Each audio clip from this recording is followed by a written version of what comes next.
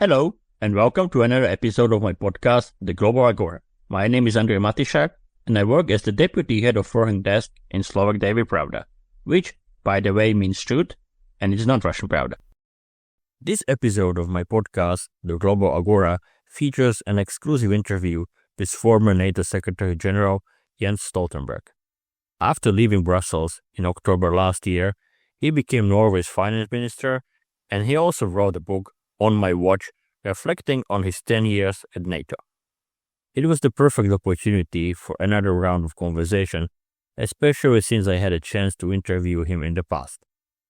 We discussed a range of topics, including Ukraine, whether Vladimir Putin's calculus can be changed, the impact of US President Donald Trump's policies on Europe, and I also asked him if NATO, under his watch, ever came dangerously close to war with Russia.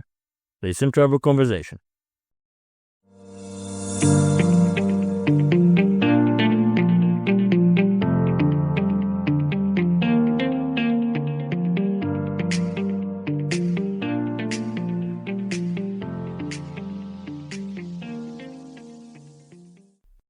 If you enjoy what I do, please support me on Coffee.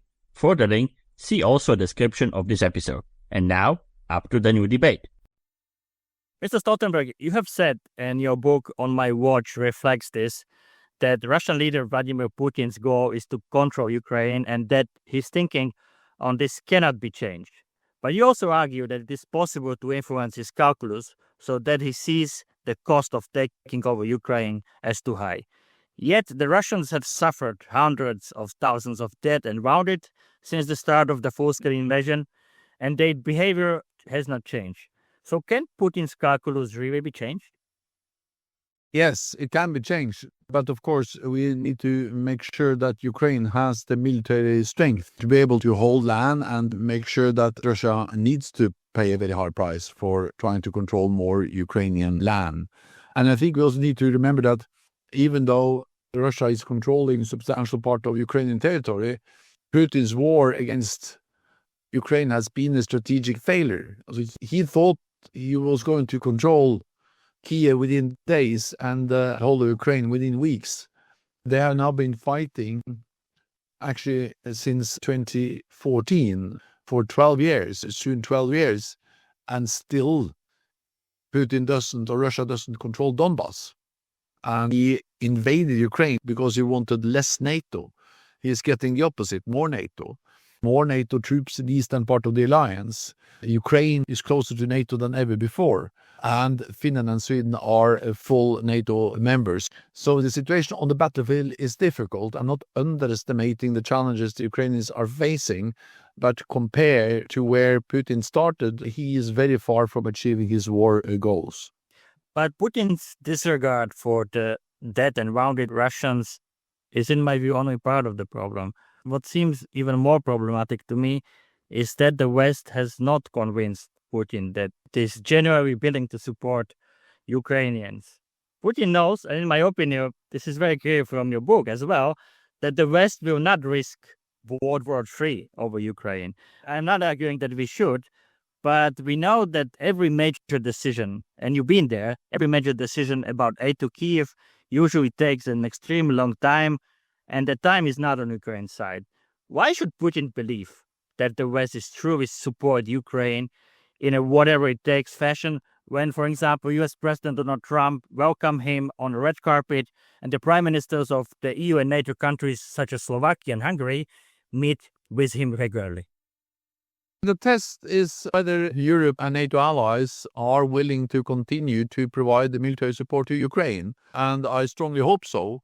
And I am also glad that one of the first decisions I was part of as a new Minister of Finance in Norway in February this year was to triple Norway's military support to Ukraine. So now Norway provides 85 billion Norwegian kroner, which is roughly 7.3 billion euros in direct financial military support to Ukraine, including by financing the Czech Ammunition Initiative and other national initiatives to provide military support to Ukraine. And Norway is a country of less than 6 million people, and we are now on top measured per capita and as share of GDP in supporting Ukraine. So we need more support to Ukraine, and that's the test. Then I also believe that there is this kind of historic understanding that Russia is always willing to suffer to ensure that they win wars. While that's not historically correct, it's correct that Russia won the Napoleonic War and a big battle also in 1812. But then the Crimean War, later in the same century, Russia lost. Then they lost the Russia-Japanese War in 1905, lost the First World War. Then, of course, Russia was on the winning side in the Second World War, but that was together with many allies. And then Russia lost in Afghanistan. So we have many examples that actually Russia historically has suffered and sacrificed a lot, but actually given up and accepted defeat in wars. And therefore I say this because there is this idea that Russia will pay whatever price. No, they have actually been forced to give up before. Let me also add that I came to NATO with the message that we should talk to Russia. I am from Norway. Norway is a neighbor of Russia. I worked with Putin, with the Russian leadership for many years, and we actually were able to make some progress through dialogue with Russia. I believe that we again need to talk to Russia, partly to end the war in Ukraine, partly to try to re-establish some systems for arms control, because most of the treaties that have regulated nuclear weapons in the past have now been abandoned or has ceased to function. And then we also need to talk to Russia because Russia is our neighbor. So I'm not against talking to Russia. I actually believe it's necessary to talk to Russia, but that has to be based on strength, on unity, and on credible deterrence and defense. So for me, deterrence, defense, and dialogue is still a valid message. Mr. Stoltenberg, in your book, you have described your phone call with President Volodymyr Zelensky in February 2022, during which he essentially requested the NATO-imposed no-fly zone as painful. Looking back, do you believe it was the right decision, given the horrors and human suffering that Russia has caused and is continue to cause in Ukraine, and given your admission that stronger support for Ukraine after 2014 might have prevented the full-scale invasion? Shouldn't this be a lesson for the West to take a little more risk when dealing with Russia? Well, it was a painful decision and a painful message to convey because we all wanted to support Ukraine. And when that phone call happened, as described in the book, we were uncertain whether President Zelensky would survive the coming days. The Russian troops were close to Kiev, at the outskirts of Kiev. And then to tell President Zelensky that, yes, we will provide military support, but no, we will not close Ukrainian airspace, that was not an easy message. But I continue to believe that it was the right one, because I continue to believe in what was the decision early morning of 24th of February 2022 at the NATO headquarters, where we decided that we should step up our military support to Ukraine, but we should also prevent the war from escalating to become a full-scale war between Russia and NATO. And I continue to believe that's the right thing. And therefore we should arm Ukraine, we should support Ukraine, but we should not be directly involved as in a military conflict between NATO troops and Russian troops. I know that NATO regularly goes through various scenarios, of course. As Secretary General of the Alliance, were you ever concerned that NATO was getting dangerously close to the conflict with Russia? No, I felt that we were able to hold that line and to balance the two goals, to support Ukraine, but also prevent escalation beyond Ukraine.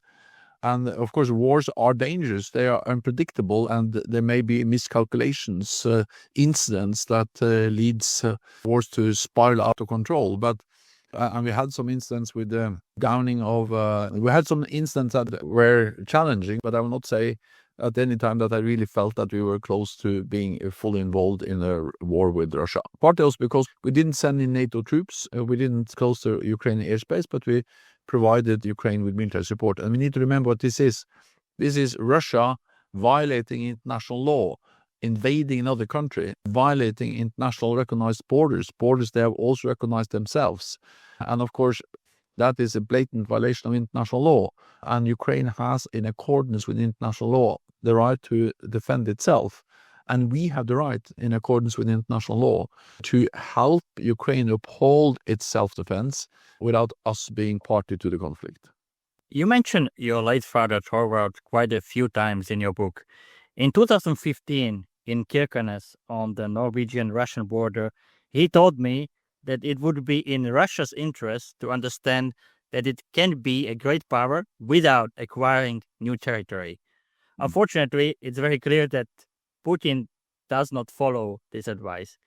We hear numerous warnings that if Russia succeeds in Ukraine, NATO countries might be next. Do you and does Norway share such concerns? Fundamentally, I think it's important that we don't create self-fulfilling prophecies. And we don't see any imminent military threat against any NATO ally. And I also believe that we should continue to have confidence in NATO. And the purpose of NATO is to prevent war. It's not to wage war, it's to prevent an armed attack on a NATO ally. And we have done so successfully for almost 8 years. And I'm confident that we can continue to do so also in the future, as long as we stand united and invest in our security.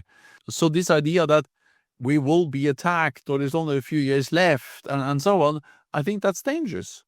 Partly because it expresses a kind of mistrust in NATO, which I don't think is justified. Actually, we see the opposite. We see that NATO allies are investing more in defense. There are more troops, higher readiness, more modern military capabilities across the NATO alliance.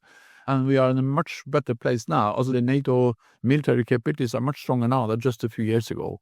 And also this talk about that Russia will soon attack a NATO ally, it's dangerous because it may create misunderstandings, miscalculations in Moscow. Of course, as long as Moscow knows that an attack on a NATO ally will trigger the response from Northern Alliance, there will be no attack on NATO ally because we are by far the strongest military power in the world. So some of this talking is dangerous simply because it may undermine the credibility of NATO. Deterrence is in the mind of your adversary. And if you undermine that deterrence, you increase the risk that your adversary will make a miscalculation and use military force against the NATO ally. So my answer is that I'm confident NATO will continue to defend allies and we should not do anything that undermines that credibility. I don't know what you consider your biggest diplomatic achievement, but I would argue that keeping the Americans in, or more precisely, keeping President Donald Trump in NATO is among these achievements. As you describe in your book, the Americans were probably ready to pack their bags at the NATO summit in Brussels in 2018. I was there as a journalist. You've been told that NATO might be ruined. So do you believe that Donald Trump would be willing to help defend Europe, or you have some doubts, as many have? Well, I think that instead of speculating about what may happen in the future, I think that we as politicians, our responsibility is to minimize, to take actions to minimize the risk for bad outcomes and maximize the likelihood for good outcomes. And that means that instead of trying to predict an unpredictable future, we should act in ways that pushes the world in the direction we'd like to see it move. And that means that, for instance, we need to invest in defense. That's what I call a no-regret strategy, because I think that Europeans are investing more in defense. It increases the likelihood that the US will stay committed to NATO because they see a fairer burden sharing. But if that unlikely scenario evolves, that the US for some reason decides to not stay committed to NATO, then it's even more important that we have invested in defense. So increased defense spending is the right medicine, regardless of diagnosis or regardless of what we believe in about the future and the US commitment to NATO. And I also strongly believe that we need to engage with the United States. Back in 2016, when President Trump was elected the first time, some NATO allies argued that we should try to just freeze down and sit still and just hope that things will change. We had the other strategy. We spent a lot of time in Washington, and I think with the Trump administration, I think that helped. So again, we can always speculate, but that's not what matters for politicians. What matters is that we need to take the actions, and we should engage, we should invest in defense, and we should also make it clear for the United States that a strong NATO is not only good for Europe, it's also good for the United States. They have in NATO something that Russia and China do not have, and that is more than 30 friends and allies. It makes the United States stronger. And can you tell me what you consider your biggest diplomatic achievement and what you regret the most? Now, so I'm not ranking them, but in the book, I really try to be honest and transparent, both about NATO's successes, but also about our shortcomings, where we failed. And of course, during these 10 years, the NATO allies succeeded in implementing the biggest reinforcement to our collective defense. But at the same time, we still have a long way to go to have sufficient military spending and military capabilities in Europe. We succeeded in defeating ISIS in Iraq and Syria, but we failed in Afghanistan. We succeeded in providing unprecedented military support to Ukraine after the full-scale invasion in 2022, but we failed to help Ukraine in the 8 years between the illegal annexation of Crimea in 2014 and up till the full-scale invasion in 2022. If we had provided more support to Ukraine earlier, we may actually have been able to prevent the Russian invasion. At least Russia would have controlled much less Ukrainian territory if NATO allies had started to support Ukraine in 2014 much earlier than they did. And of course, I describe in the book the success of getting Finland and Sweden in as full NATO allies, but I also describe the disunity and the disagreements we saw on some occasions within the alliance. So my aim with this book is to tell the story in an open and transparent way, to also be personal and to tell how to share with the readers how it is to be Jens Stoltenberg, to be a private person into these big political events, about my wife, my father, and how it is to live in Brussels daily, to be as personal as possible.